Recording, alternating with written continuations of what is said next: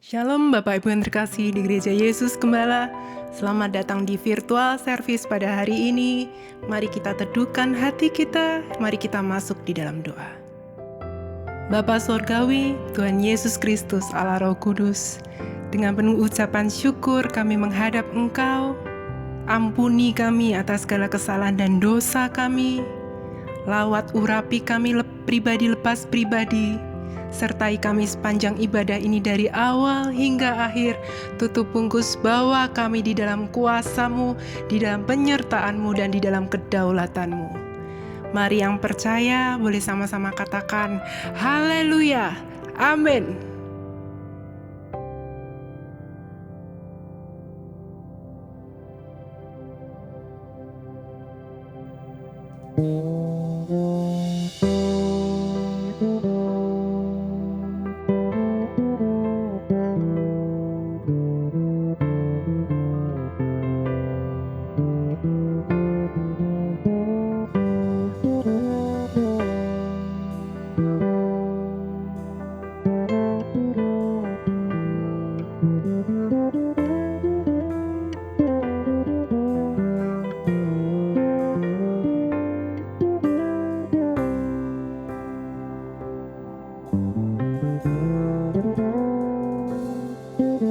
Sungguh terlalu berharga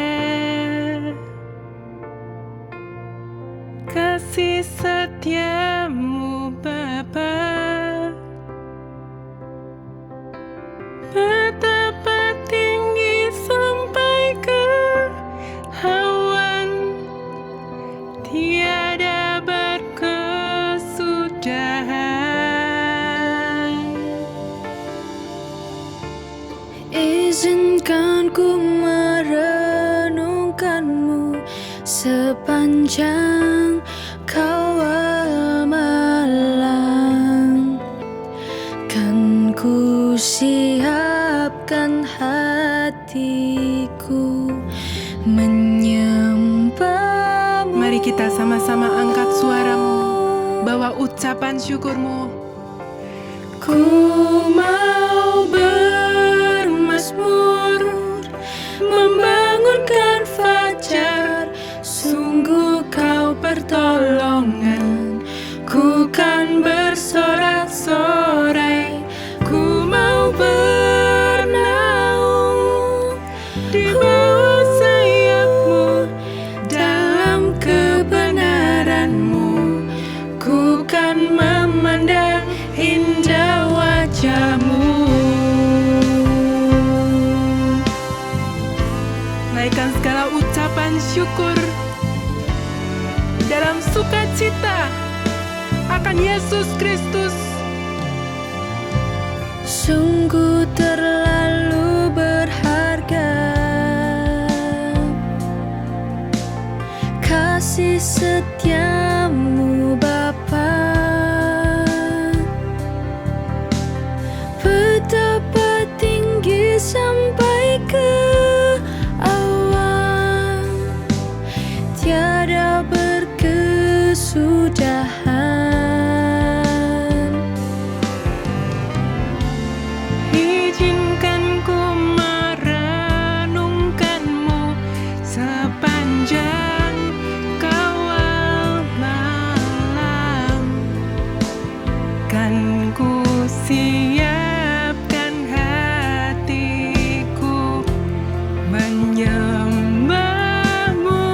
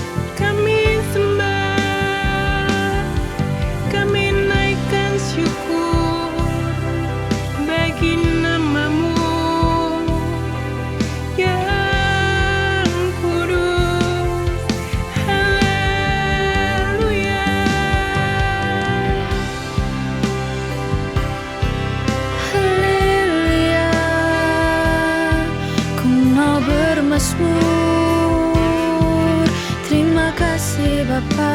Mari sama-sama angkat tanganmu. Izinkan ku merenungkanmu sepanjang kawal malam.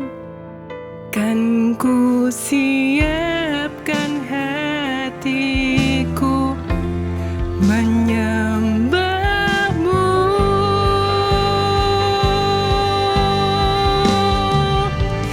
Ku mau bermazmur, membangunkan fajar. Sungguh kau pertolongan, ku kan bersorak-sorai.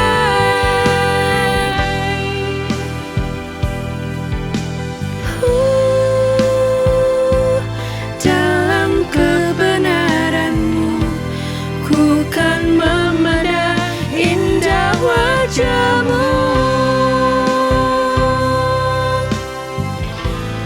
Segala syukur sukacita, segala pujian hormat hanya bagi nama Yesus Kristus.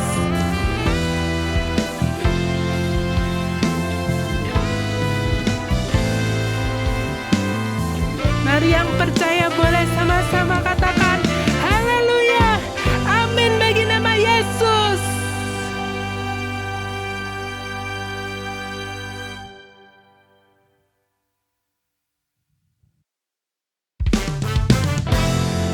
Dialah Yesus Tuhan, kekuatan hidup kita. Mari sama-sama naikkan pujian ini bersama-sama.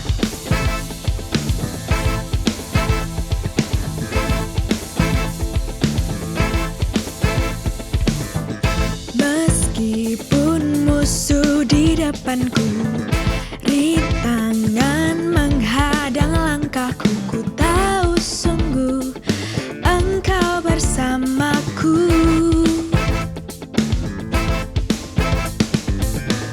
Beribu rebah di kiriku, berlaksa di sisi kananku, ku tahu janjimu Engkau bersamaku. Takkan pernah goyah keyakinanku pada dirimu, Yesus Tuhanku. Tiada yang seperti dirimu. Kaulah kuatku, kebanggaanku, gunung batu dan keselamatanku, kuat tanganku, perlindunganku. Kaulah Allah, sumber kemenanganku.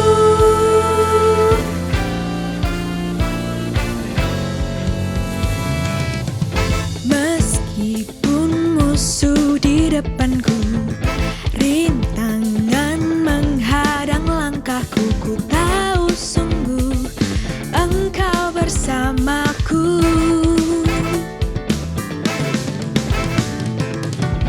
Beribu rebah di kiriku, berlaksa di sisi kananku, ku tahu janjimu Engkau bersamaku. Takkan pernah goyah keyakinanku pada dirimu, Yesus Tuhanku. Tiada yang seperti dirimu. Kaulah kuatku, kebanggaanku, gunung batu dan keselamatanku, kuat tanganmu, perlindunganku. Kaulah Allah, sumber kemenanganku. Kami tahu Engkau Allah yang sungguh baik, Tuhan. Kami mau menaikkan pujian ini bagimu, karena Engkaulah kekuatan hidup kami, Tuhan.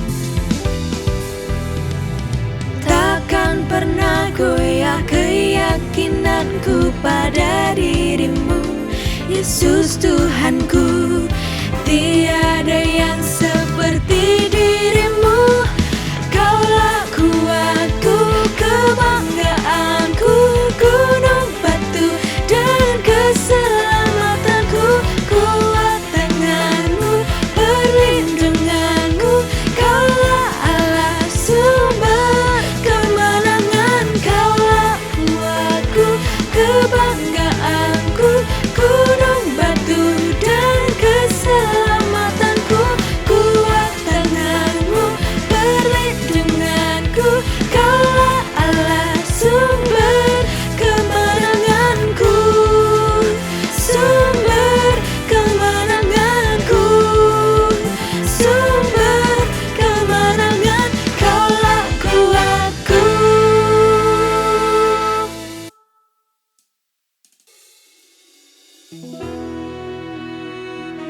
Sungguh Engkau kota benteng kami, Engkau hanyalah perlindungan kami. Kami mau naikkan sembah bagi-Mu Tuhan. Haleluya.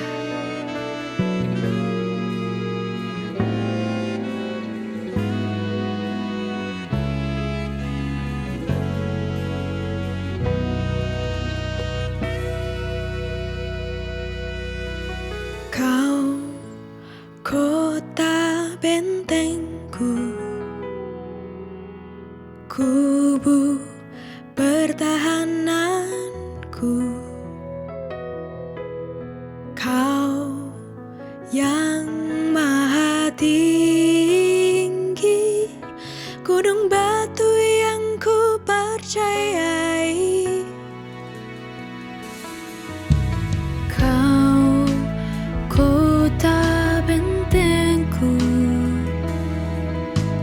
kubu pertahananku. Kau yang maha tinggi, gunung batu yang ku percayai. Walau 1000 rebah di sisiku dan 10.000 di kananku, namun ku takkan takut, sebab Kau bersamaku. Kaulah pelindungku.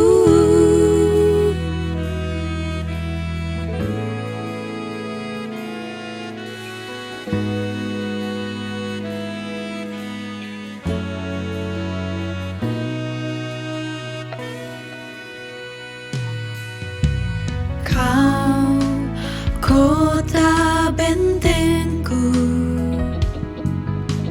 kubu pertahananku. Kau yang maha tinggi, gunung batu yang ku percayai. Walau 1000 rebah di sisiku dan 10.000 di kananku, namun ku takkan takut, sebab Kau bersamaku. Kaulah pelindungku. Haleluya, haleluya. Kaulah pelindungku, Kau kota bentengku. Terima kasih Bapa. Haleluya. Kaulah perisaiku. Terima kasih Tuhan. We worship You. Kau layak disembah. Engkau kebenaran dan pengharapan yang memerdekakan.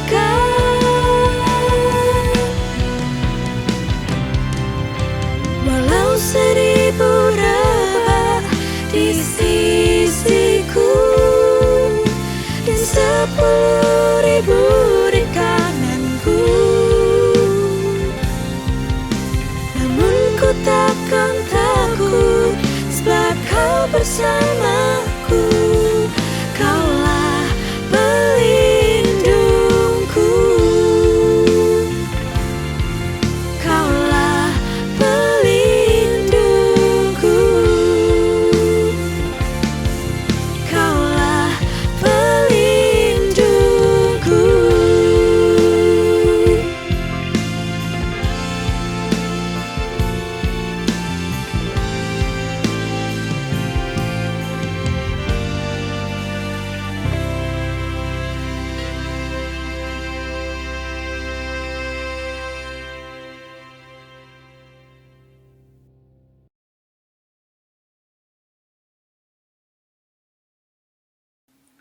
Shalom Bapak Ibu Saudara sekalian, berjumpa kembali dalam ibadah virtual Gereja Yesus Gembala. Tidak terasa kita sudah ada di bulan ketiga, yaitu bulan Maret. Di tahun penyertaan ilahi tahun 2021 ini kita punya satu tema yang baru di bulan Maret, yaitu membangun iman. Diambil dari 2 Korintus pasal 5 ayat 7 dikatakan, sebab hidup kami adalah hidup karena percaya bukan karena melihat. Bapak Ibu Saudara, bagaimanakah kita di dalam kehidupan kita? Boleh kita ini percaya bahwa penyertaan Tuhan itu senantiasa ada di dalam kehidupan kita. Jangan ragukan Tuhan, mari kita bangun iman kita. Mari kita siapkan hati kita untuk masuk dalam firman Tuhan. Mari kita berdoa. Allah Bapa, ucap syukur untuk kesempatan kali ini kami boleh menyiapkan hati kami. Biarlah setiap apa yang hamba-Mu katakan adalah hati-Mu sendiri. Berkati dengan hati yang mengasihi jiwa-jiwa, setiap kami ini boleh merasakan damai sejahtera-Mu. Biarlah kami boleh membangun iman kami yang benar di dalam-Mu. Tuhan, berkati setiap perkataan hamba-Mu, urapi dengan urapan Roh Kudus. Biarlah setiap perkataan hamba-Mu akan membangun iman setiap orang yang mendengarnya. Sehingga kami menerima benih firman Tuhan yang jatuh dalam tanah hati yang subur. Sehingga saat kami ada di luar sana, perbuatan baiklah yang kami lakukan sesuai dengan perintah-Mu. Dalam nama Tuhan Yesus Kristus, kami siap sambut firman-Mu. Semua yang percaya katakan haleluya. Amin. Bapak Ibu Saudara, ada sebuah hal yang menarik di bulan ini, yaitu kita akan membahas banyak mengenai bagaimanakah membangun iman di dalam Tuhan. Dan saya punya satu tema di minggu pertama ini adalah percaya yang diperhitungkan. Bagaimanakah dalam kehidupan kita memiliki kepercayaan yang benar di dalam Tuhan? Bagaimanakah kita membangun iman kita? Jangan sampai kita membangun iman yang salah. Rasa percaya atau dasar percaya kita yang salah. Mari kita buka firman Tuhan dalam Roma pasal 4 ayat 1 sampai yang ke-3. Dikatakan demikian. Jadi apakah akan kita katakan tentang Abraham, bapa leluhur jasmani kita? Sebab jikalau Abraham dibenarkan karena perbuatannya, maka ia beroleh dasar untuk bermegah. Tetapi di hadapan Allah, sebab apakah dikatakan nas kitab suci, lalu percayalah ke Abraham kepada Tuhan, dan Tuhan memperhitungkan hal itu kepadanya sebagai kebenaran. Bapak Ibu Saudara, menarik sekali kalau kita berbicara mengenai iman. Ada seorang tokoh yang bernama Abraham, bapa orang beriman, bapa leluhur kita.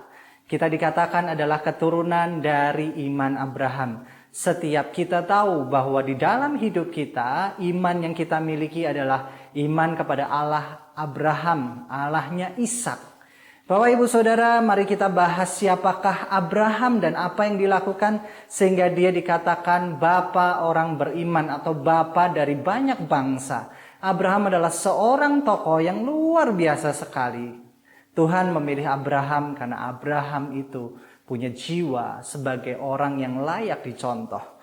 Mari kita lihat Bapak Ibu Saudara, Abraham ini adalah seorang tokoh Alkitab yang di dalam usia 75 tahun dia menerima satu perintah dari Tuhan bahwa dia harus keluar dari tanah kelahirannya, yaitu Ur Kasdim, di mana dia ini mendapat perintah untuk keluar dan masuk kepada tanah perjanjian. Bapak Ibu Saudara, waktu saya bayangkan bagaimana Abraham berumur 75 tahun, dalam masa tuanya dia mendapatkan satu perintah. Seharusnya Abraham ini sudah memasuki masa-masa di mana dia menikmati apa yang sudah dikerjakannya.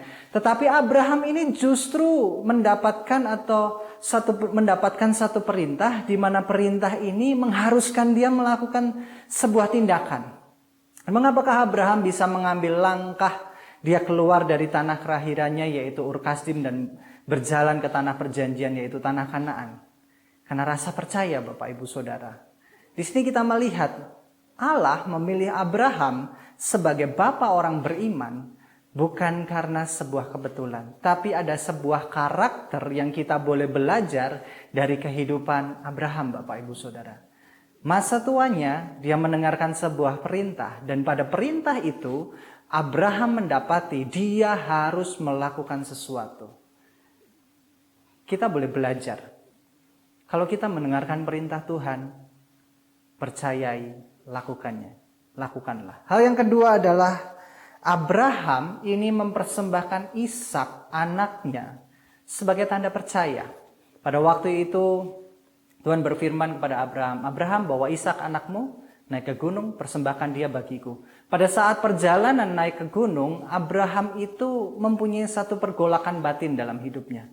Bagaimana mungkin anak yang sudah dia tunggu, anak yang sudah dijanjikan Tuhan, harus dipersembahkan. Kalau secara manusia, apa yang dilakukan Abraham ini adalah sebuah hal yang susah sekali. Karena pada waktu itu, Ishak bukanlah seorang anak-anak lagi yang tidak mengerti apa-apa. Tetapi Ishak adalah anak remaja. Saya memiliki anak remaja 3, dan apa yang mereka pikirkan, apa yang mereka perkatakan seringkali itu sangat logis sekali, mengundang banyak pertanyaan, mengundang banyak jawaban, dan di situ terjadi percakapan yang mungkin sangat erat. Saya melihat bagaimana Abraham pada waktu dia membawa Ishak naik sebuah gunung, dan pada perjalanan itu Ishak bertanya, Bapa, engkau bawa kayu, tapi engkau nggak bawa korban persembahan. Saya merasakan pada waktu baca ayat ini, Abraham mungkin sedih sekali.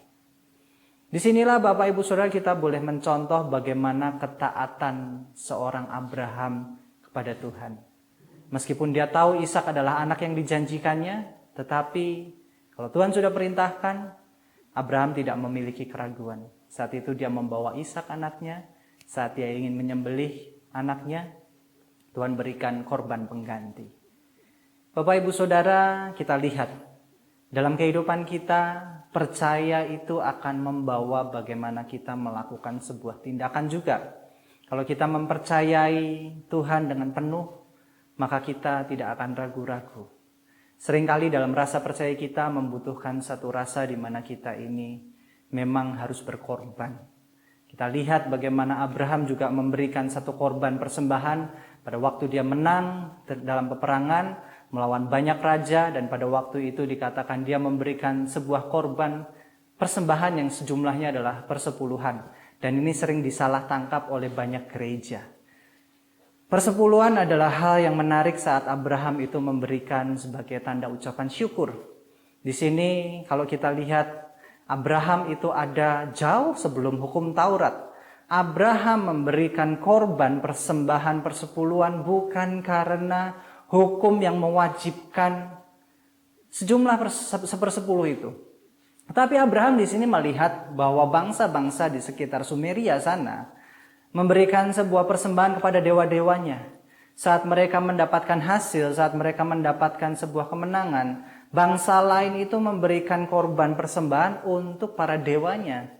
Di sini Abraham melihat ada sebuah hal yang menarik yang dilakukan oleh orang di luar Israel, di luar Allah Israel, Allah Yahweh, itu memberikan korban persembahan kepada dewanya.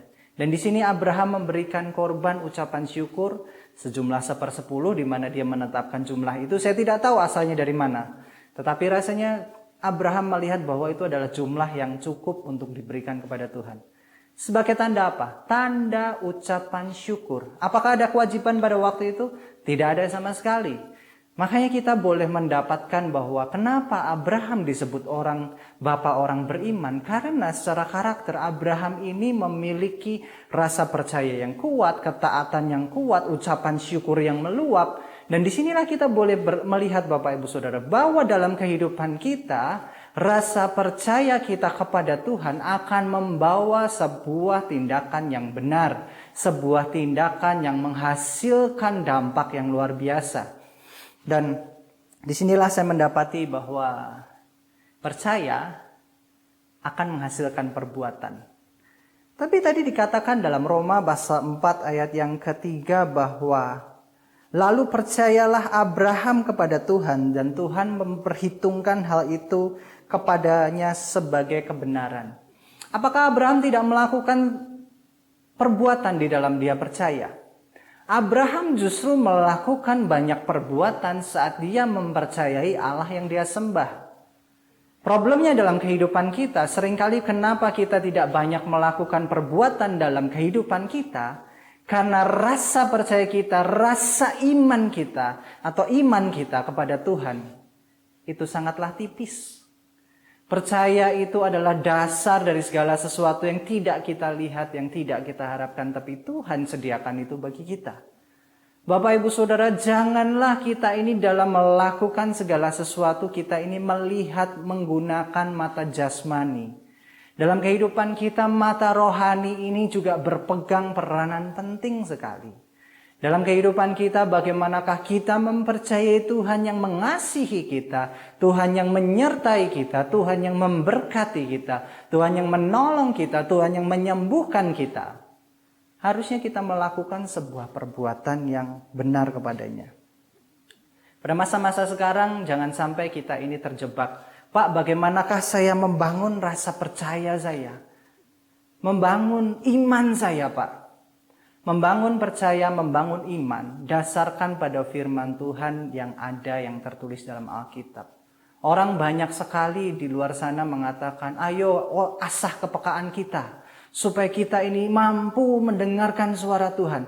Kalau kita belum peka, dengarlah bagaimana hamba-hamba Tuhan itu memperdengarkan suara Tuhan melalui para hambanya. Iya, saya katakan itu mungkin sekali. Bahkan banyak sekali hamba-hamba Tuhan yang dipakai oleh Tuhan itu untuk menguatkan banyak orang. Akan tetapi seringkali dalam kehidupan kita menjadi mendewakan sosok hamba Tuhan.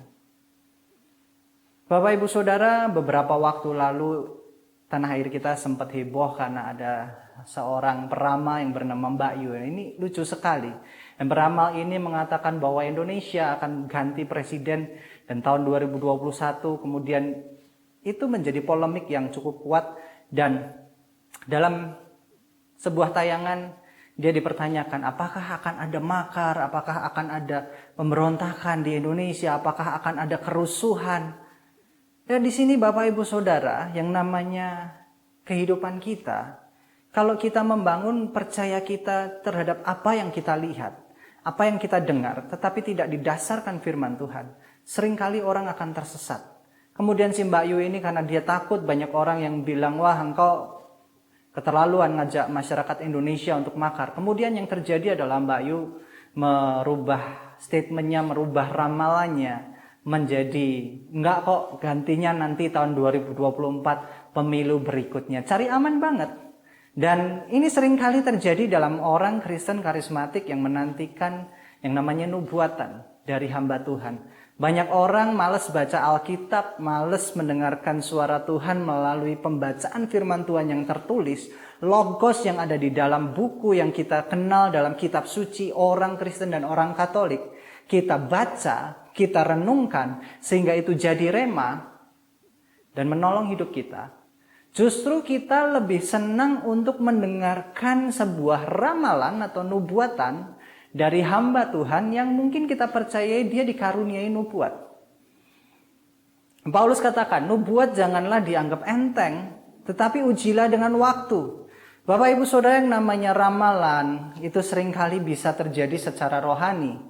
Maksudnya bukan ramalan yang rohani, tetapi ramalan yang dibawakan oleh orang yang nampak rohani. Contoh gampang begini, ada seorang menubuatkanlah istilahnya, bahwa kamu nanti akan mendapatkan pasangan yang kriterianya A, B, C, mungkin tinggi, ganteng, cakep, putih, kemudian pendidikannya ini, pendidikannya tinggi. Dan kemudian si wanita ini karena dia diberi nubuat seperti itu membuat dampak dalam hidupnya untuk mencari pasangan. Itu sudah ada saringan seperti yang dikatakan hamba Tuhan tadi. Orangnya tinggi, orangnya berpendidikan, orangnya cakep, orangnya putih. Dan kemudian menikahlah si wanita yang dinubuatkan itu dengan sosok yang digambarkan tepat seperti hamba Tuhan. Mungkin ini apakah sebuah nubuatan? Belum tentu Bapak Ibu Saudara.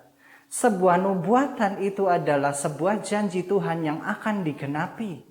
Tanpa melihat apa yang akan terjadi itu baik atau buruk. Dalam kehidupan kita Bapak Ibu Saudara, jangan sampai kita ini berdasar kehidupan kita pada iman kepada orang lain. Dasarkan iman kita, bangun iman kita hanya kepada Tuhan. Hanya kepada firman Tuhan. Banyak sekali hamba Tuhan yang di dalam nubuatannya itu tidak terjadi. Yang terjadi hanya 3 atau 4 dari 10 atau mungkin puluhan nubuatan atau ramalannya. Kemudian yang digembar-gemborkan hanya 3-4 ramalan atau nubuatannya itu. Dan kemudian itu jadi sarana marketing dan orang mempercayai dia peka, dia punya suara Tuhan. Jangan sampai kita terjebak di dalam kita ini mencari suara Tuhan hanya melalui nubuatan atau ramalan hamba Tuhan yang nampaknya rohani. Tetapi dalam kehidupan rohani kita rapuh begitu kita diterjang masalah. Apa yang kita cari? Ada orang saya kasih parameternya.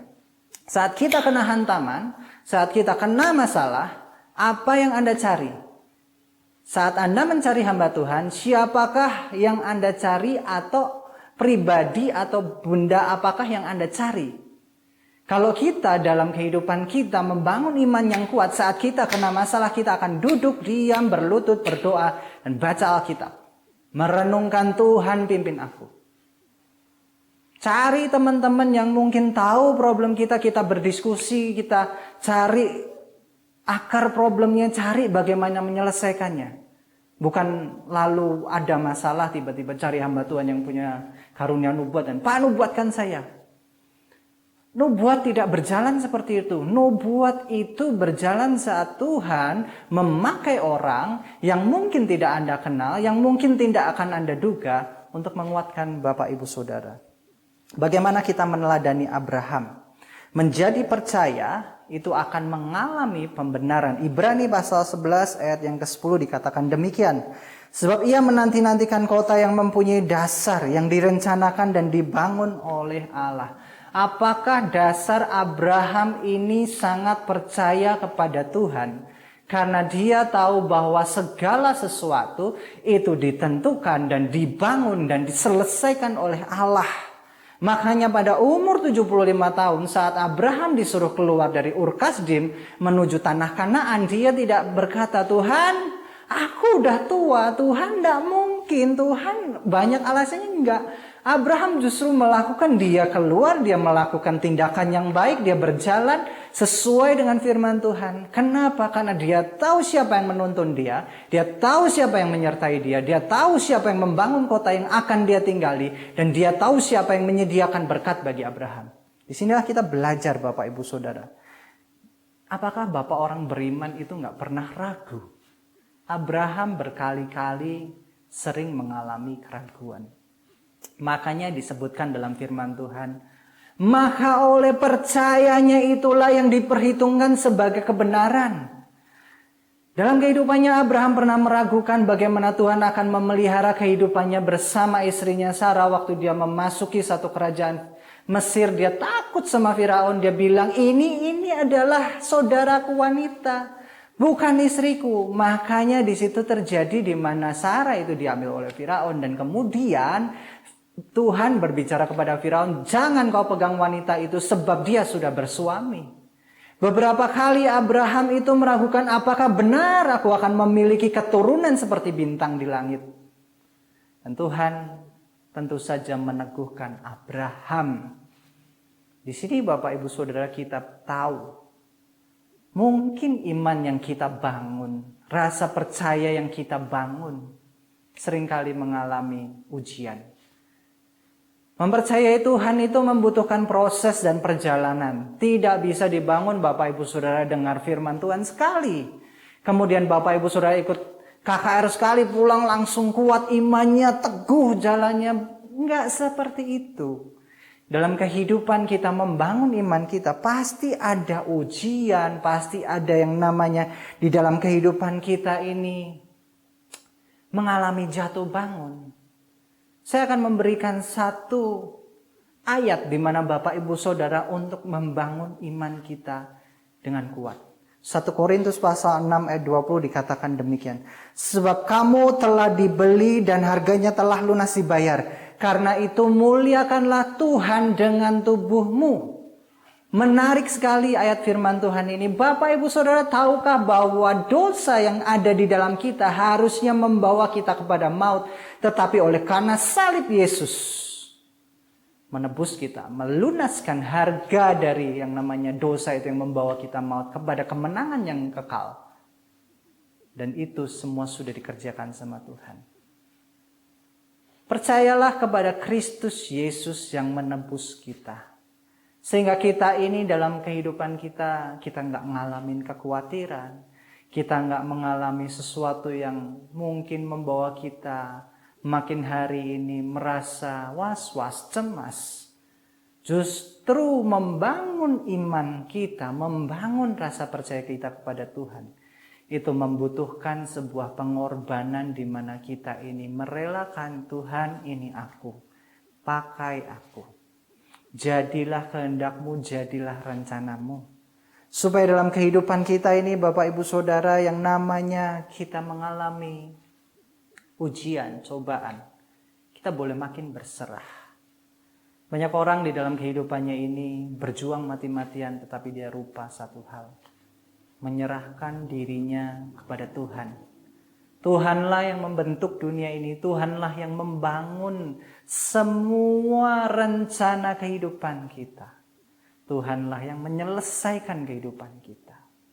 Bahkan Abraham di dalam ketaatannya sampai mati, yang diperhitungkan bukan saja hanya perbuatannya sebagai pembenaran, tetapi imannya, rasa percayanya, rasa berserahnya kepada Tuhan. Iman kita mari kita bangun Bapak Ibu Saudara. Jangan sampai kita ini dalam kehidupan kita hanya membangun sesuatu yang fana, tetapi kita tidak membangun rasa percaya kita kepada Tuhan. Sebagai kesimpulan Bapak Ibu Saudara, percaya yang diperhitungkan adalah kepercayaan yang berdasar pada firman Tuhan yang menghasilkan perbuatan nyata. Orang percaya pasti menghasilkan perbuatan nyata. Orang yang memiliki iman yang benar pasti mengasihi Tuhannya dengan penuh kehati-hatian dan segenap jiwa dan raganya. Maka dari itu Bapak Ibu Saudara, milikilah kasih di dalam Tuhan, milikilah rasa iman yang benar di dalam Tuhan, sehingga kita ini boleh berdampak bagi orang-orang sekitar kita. Mari kita tunduk kepala, kita masuk dalam perjamuan kudus, dan kita boleh siapkan hati kita. Bapa, ucap syukur untuk kesempatan kali ini, kami boleh mempersiapkan roti dan anggur yang sudah kami sediakan Tuhan. Sebentar kami akan masuk dalam perjamuan kudus, ampuni segala dosa kami, segala pelanggaran kami, sehingga apa yang kami kerjakan di waktu-waktu yang lalu, minggu-minggu yang lalu, Tuhan ampuni semuanya. Ampuni segala dosa pelanggaran kami, baik dalam perkataan, perbuatan maupun pikiran, sehingga kami boleh layak masuk dalam perjamuan-Mu yang kudus Tuhan. Terima kasih Tuhan. Ucap syukur dalam nama Tuhan Yesus Kristus. Mari kita dengarkan firman Tuhan ini untuk masuk dalam perjamuan kudus. Sebab setiap kali kamu makan roti ini dan minum cawan ini, kamu memberitakan kematian Tuhan sampai Ia datang. Jadi barang siapa dengan cara yang tidak layak makan roti atau minum cawan Tuhan, ia berdosa terhadap tubuh dan darah Tuhan. Karena itu hendaklah tiap-tiap orang menguji diri sendiri, dan baru sudah itu ia makan roti dan minum dari cawan itu. Mari kita berdoa sekali lagi, kita renungkan apa yang sudah kita kerjakan dalam minggu-minggu ini, dan kita meminta semuanya diampuni oleh Tuhan. Kami tidak lepas dari kesalahan, tetapi bukan karena perbuatan-perbuatan baik kami ini dibenarkan, melainkan rasa percaya kami dalam Yesus Kristus yang telah lunas membayar kami untuk kami ini boleh mengambil perjamuan kudus ini. Sucikan roti, sucikan anggur yang ada atau minuman yang ada, biarlah jadi berkat untuk kami boleh sehidangan denganmu. Dalam nama Tuhan Yesus Kristus, kami siap untuk masuk dalam perjamuan kudus. Mari kita angkat roti tangan kanan kita, dengarkan firman Tuhan ini.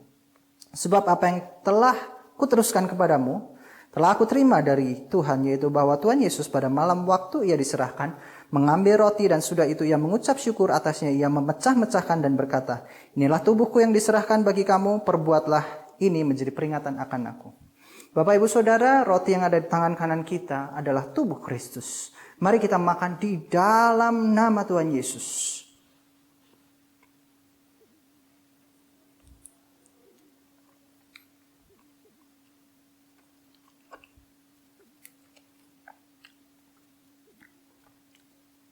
Mari kita angkat cawan tangan kanan kita, dengarkan firman Tuhan itu.